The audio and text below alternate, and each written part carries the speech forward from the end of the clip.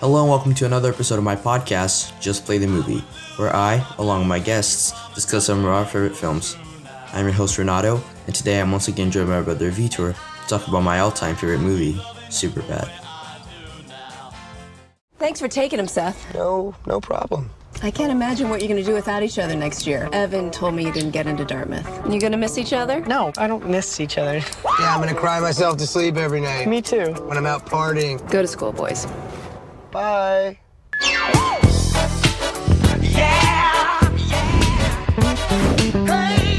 I never see you at parties or anything. Saturday was actually a crazy night for me. Seth's parents were throwing this party, like a get-together, cocktail casual. Wow. And then we went to a nightclub. You got in. We got right in. That sounds like a lot of fun. You would have loved it. My brand new fake ID. Wait, you changed your name to McLovin? Doesn't even have a first name, it just says McLovin. This guy's either gonna think, here's another kid with a fake ID, or here's McLovin, the 25-year-old Hawaiian organ donor. I am McLovin. Hello, Mindy. Okay. I'm going to need to see some identification. Makes me feel young again. Ethnically, was he like What? African? Was he African? No. He was like you. He was Jewish. So we have an African Jew wearing a hoodie. I love you. I love you. Why don't we say that every day? Why can't we say it more often? I just want to go to the rooftops and scream, I love my best friend Evan. Superbad was made in 2007 by director Greg Mottola, with the main stars being Jonah Hill, Michael Cera, and Christopher Mintz-Plasse. The film follows two codependent best friends, Seth and Evan, as they make their way to a party while dealing with separation anxiety due to the fact that they got into different colleges. Okay, so we're recording now. Welcome to the second episode of my podcast, Just Play the Movie. Today I'm again with my brother Vitor here. Say hi. Hello everybody, I'm Vitor. I was in the last episode if you remember or not. Yeah, and we're going to talk about Superbad, which is my all-time favorite movie, and it's one of your favorite movies, maybe? It's one of the most iconic movies I've ever seen. Maybe favorite comedy movies, right? Not my favorite comedy. No, one of. Oh yeah, sure. I could say it's one of my favorite. I mean, comedies. it's my favorite comedy and my favorite movie in general. Like, so what's the element of the writing? Like, what's the element of the movie that makes it the best to you, the funniest? I think the aspect that really sets this movie apart from many other coming to age movies is that Coming of age. what did I say? Coming to age. I still don't know what coming of age means, but I should It's probably a know. movie about growing up. Oh, okay. Like that's a movie about them stopping Transitioning from high school from high school to college. university. Exactly. So it's a coming of age movie. So Coming to age. coming to age. Yeah, so I think it's a very self-aware movie in the sense that it knows it's like a stupid, but in the same way like more real than many other high school dramas that are out there. So it doesn't try to be excessively like Hollywood like. Like the bad guys aren't like these huge jack dudes who like are just mean. It could be your lunch money. I mean, it's a high school. They're So. just kind of jerks and like they bully people and they spit on them. Yeah, I mean, I think like the bullies are just guys and the main characters, our heroes, are also just guys and everybody's trying to make it through the Last 2 same weeks. exactly like the same high school thing. And it's very real in that sense that they're not trying to make this like super extreme and intense. Just a down to earth movie. Yeah, I agree with what you were saying about how like they actually feel like real teenagers. They're not like the Riverdale kind of teenagers, which are these jacked up guys who play the football team and are dating the cheerleaders. They feel like real teenagers, people that I mean, I haven't been in grade 12 yet. You have because you're 18, but like they're actual people that you can see around the school, that they're not like stereotypes. They're actual normal teenagers that have interests and stuff. Yeah, no, exactly. And they like, it's really funny how they feel like they show like the weird awkward moments that happen in high school and all that type of stuff, and those are the funniest moments, right? When they're talking to the girls they like Evan to Becca and stuff. Yeah, it is one of the funniest moments. And then when they like mess up and they try to fix it and that type of stuff, it's just really funny. It's really awkward because you know It's that, really like, relatable, right? hashtag relatable. It's really funny because you can see, like, you're a third, like in the moment, for example, with Evan and Becca, the two, the two people have crushes on each other's. On each other's. Each other's. I sound really stupid on this podcast right now. I promise I'm not that stupid. Yeah, I just when I start recording the podcast, I just start saying stuff wrong. You just have a stroke when you're Yeah. recording. Okay, so you, like, as a viewer, you know that both of them like each other, right? Like, we know that. I mean, we're not sure. We're sure that he likes her, but it's kind of obvious, I guess, that she likes him. But Yeah, we I don't- mean, okay, we know that they like each other. okay, yeah. I don't know why I said that. So Evan has no idea that the girl likes him because he doesn't even like himself. How could this girl like him? I don't think that's not like the theme of the movie. I didn't really It's not the think theme, that but- they're not at all. So like McLovin specifically, like he's like this nerdy kid, skinny nerdy kid, and he thinks he's the best. He just like flips the script and just starts to change his name, dresses up like to look older. Well, And I then think that's... they're not really self-conscious. Like Seth I think never they're talks about his self-conscious. weight. He's never like he doesn't even care. But I'm not talking about, like, self-conscious about his body. Like, the whole plot of the movie is that he wants to date this girl and he wants to get her drunk so they can, get together. Because he doesn't think he's good enough for her sober. That's literally, he's the most self-conscious of them all. That's why, like, he's self-conscious about now getting into university. No, I think, but during the movie, he literally says that he doesn't need the alcohol. He doesn't want to do that. But Seth is kind of pressuring him into. That's what I'm saying, Seth. What are you? Oh, Seth. I thought you were talking about Evan. No, I'm talking about Seth. So Seth is the most self-conscious about all of them. Yeah, I feel like he's not really ashamed of himself, but he knows that like he's way out of her league. Exactly. No, he doesn't think he's good enough for the girl that he likes. Another subplot of the movie is about college and how the two of them are going to a really good university and how Seth is going elsewhere and how he's not as smart as the other two, main characters. So I think that there are like a lot of, even if like they're not addressed very directly, like you can see everybody's insecurities in the movie, right? Like you can see how Evan is also nervous about talking to this girl. He thinks she might like him and that he might have a shot, but he's also worried, So there's all these things. When McLovin's about to buy the alcohol and he freaks out. So in that moment, you can see like that he has this whole, oh yeah, I'm gonna get a fake ID. I'm gonna go buy some alcohol. It's gonna be awesome. But as soon as like the moment actually comes, he starts freaking out. Boy, because he's a little self-conscious little dude who he's scared. He's worried about what he's about to do. He's not that cool. He's just been pretending until the very last second where like he can't really hide it anymore. You know what I mean? Yeah. It's like he changes his personality for like to look cool, I guess, to be cooler. Like, yeah, sure, I'll get the alcohol, man. We're gonna get our drinks on. That type of stuff he says.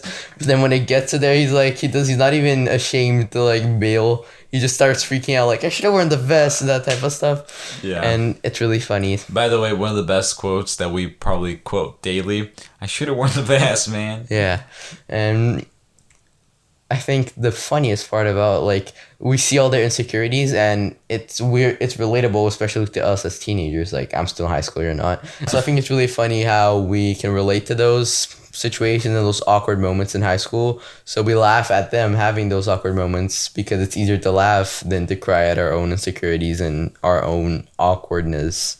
What do you think about that? Yeah, I completely agree. I mean, all cringe comedy is what you just said, right? Like the reason why it hits so close is because we've all had cringe moments, Like it doesn't matter if it is exactly what we're watching in a television show.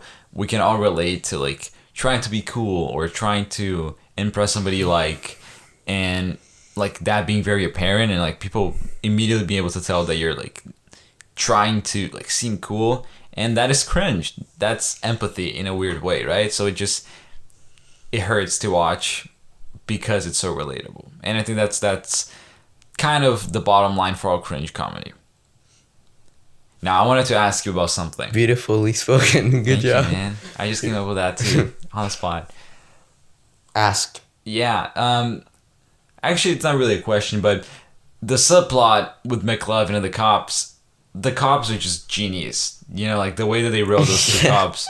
That scene, especially when It's so like random how they just show up and then we think it's just gonna be like a small bit and then it just goes on to the whole movie. Exactly. With McLovin. It's like a main part of the movie. It's so funny, and especially that scene where they're shooting bottles, and then like other policemen so show up, and they're like, "Oh no, the police!" Also, the moment where they're in the bar, and then they start getting like a call for reinforcement. They're like, "There's so much blood, help!" But then like we they're need telling backup. us There's so much blood, and then he just turns it off. because he's telling a story, and the story is more important. You know what? I bet I know your trick, McLovin. You play the whole mysterious. Calling all units. Armed and dangerous man in the vicinity. Back up! There's so much blood! I bet you play the whole mysterious guy thing, right? Okay, so let's talk about like a little bit about the backstory before this movie wrote the writing. So Seth Rogen and Evan Goldberg, they were like best friends growing up. Yes. And they went to Vancouver, right? They lived here and not here because we're in Richmond, but in Vancouver, they went. This whole story is like the school was based around what's the name of the school? Point Grey. Point Grey, yeah. Yeah, and they started supposedly writing this movie when they're 13, which is pretty crazy, right? Because I'm 16. And 15. you haven't written Superbad yet. I have not written any movies yet. Did I say rodent?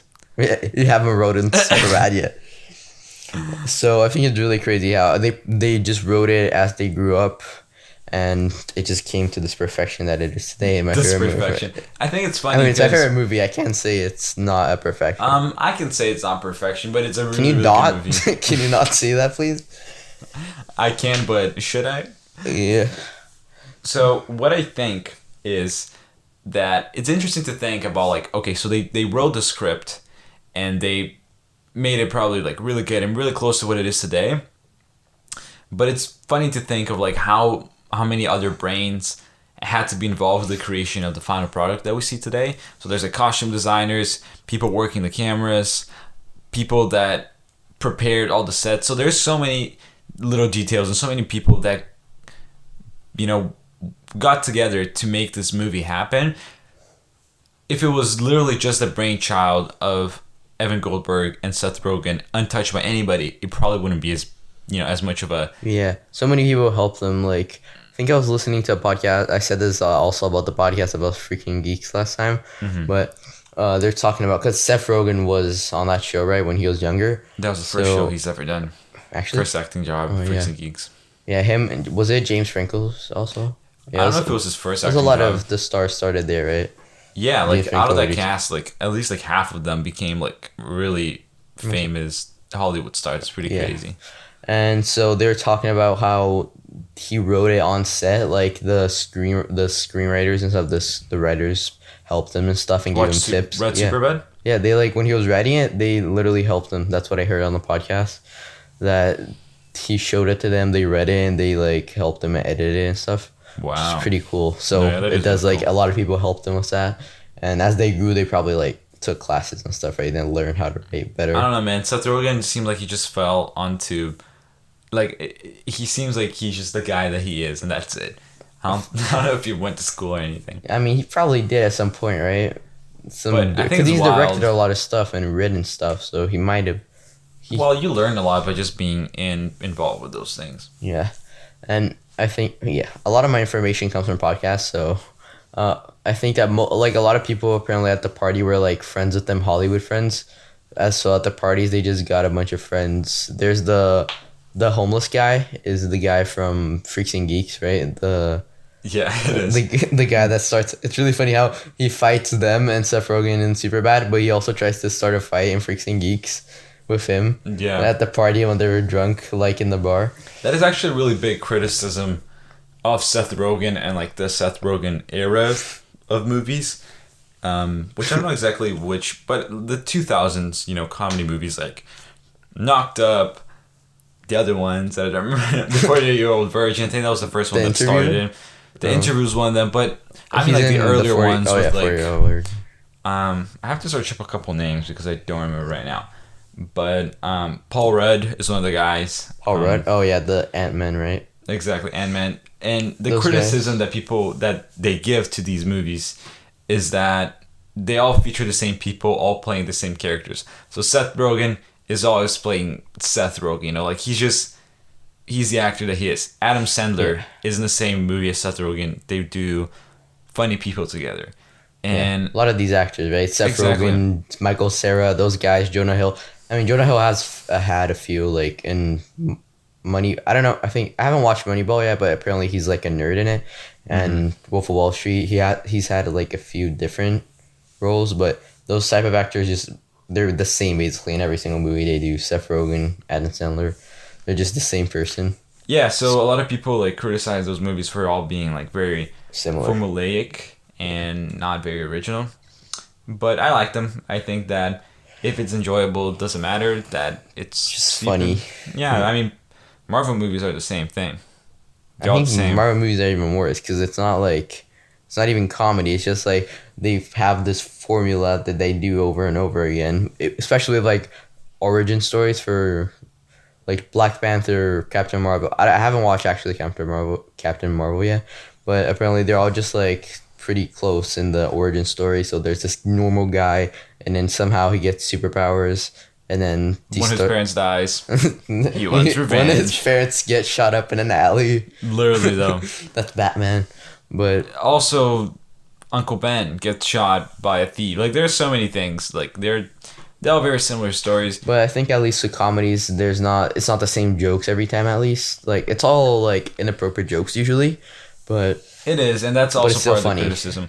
But the thing is that like most of these are like movies about guys hanging out. You know, like they it's are like that group, right? Those guys. That's yeah, like and like it Hollywood doesn't matter. Like bros. they're trying to like encapsulate this like friendship, the experience of having good friends, or like that movie. What was it called? Knocked Up. You know, it has a bunch of the same actors we've ever seen because they're probably good friends. Why do you think they're all like in each other's movies all the time? Forgetting Sarah Marshall too, right? What was that? I'm pretty sure that's like those same guys. Sarah Marshall? Forgetting Sarah Marshall. Oh, I don't know. I haven't seen that movie. That's a movie. Yeah, it's like Jason Segel, those type of guys. Like Exactly. All these people that like have known each other for a long time know that they have good chemistry. So they make movies about guys, you know, hanging out, being friends, and that's why they're trying to like create, right? Like that atmosphere of like friendship and fun. Okay, so what's your favorite line or scene of the movie? Okay, let's do different categories. So what's your favorite scene, and then what's your favorite line? That is I don't know, man. I have to think about it.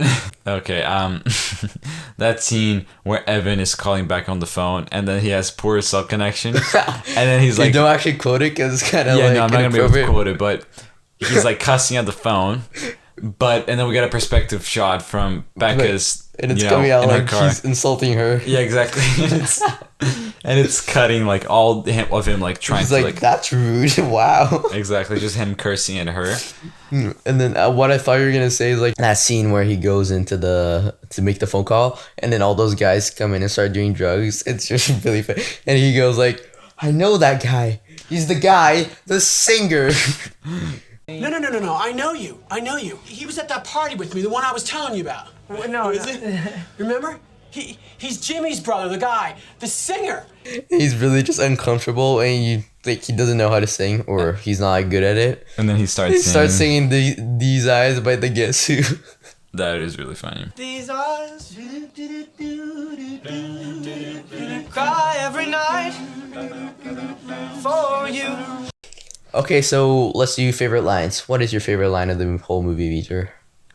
I told you mine already. Let me just re-say it really quick. Yeah, It's the one okay. where Fogel gets arrested supposedly, and then he goes like, "What are you gonna do? Break him out of prison? Gonna bake him a cake with a file in it?" Why are you talking about money, man? What about Fogel? What? That doesn't matter anymore. I lost $100 of Jules' money. What are we gonna do? Bust him out of jail? I'm gonna bake him a cake with a file in it? That's your all-time favorite from that movie?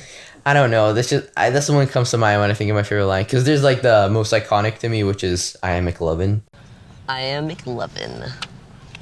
but it's like really short and it's not that funny. There's the one where It's funny within the context, but Yeah. not by itself. And right after that, he just goes, "No, you're not. No, it's McLovin. McLovin's never existed because it's a made up, dumb fairy tale name." Nice. I just censored that really good. Yeah, really quirky. Well, I don't know, man. I think one of my favorite lines is when McLovin's buying the beer, and then he's like, It's so funny. I heard that they've recently added more hops to it. His voice. Been drinking it for years. His voice doesn't work because he's so nervous. I love that stuff. Been drinking it for years. You know, I heard they recently decided to add more hops to it. So your favorite line is, they recently decided to add more hops to it. It is. I think it's really funny. And mine is, they're gonna bake a cake with. Are we gonna break him out of prison? Gonna bake a cake with a file in it? Okay, so let's do the rating now. Let's rate this movie out of 10. You go first, Vitor. What do you rate this movie out of 10? I think this movie is a solid 8 out of 10. 8 out of 10? 8.5 out of 10. Yeah, it's a good movie. It's really funny. Okay, so you give it an 8.5? To me, it would be an 8.5 out of 10. And I give 10 out of 10 because I am a It is the perfect movie. It is not in the sense, there's a perfect movie. Like, people say that Parasite's a perfect movie. I don't get that because I don't get the movie. I think I'm just but too 10 dumb out to of 10 get means it. there's nothing that it could be done. I think it's just, it to works improve it. perfectly for what it's for. That's what I mean by perfect. Like, it's a teenage movie about boys going out and it's just perfect. There's nothing lacking. Like, they could have done this, or it would have been better if they changed it to that, or there's like an obvious opportunity that they missed. I think there's none of that. So, perfect. Okay, movie. well, there you go. Thank you for discussing this movie with me, Vitor. Yeah, man, no problem. I really enjoyed this movie. I was the one that showed it to you, so you're welcome. And I mean, I kind of showed myself because I kind of just saw it on the TV. when I was playing it, yeah, chill. Okay, thank you. Goodbye. Good night. Good night. Okay, that's a wrap. Thank you for listening to another episode of my podcast, Just Play the Movie. I hope you enjoyed it, and I'll see you next time.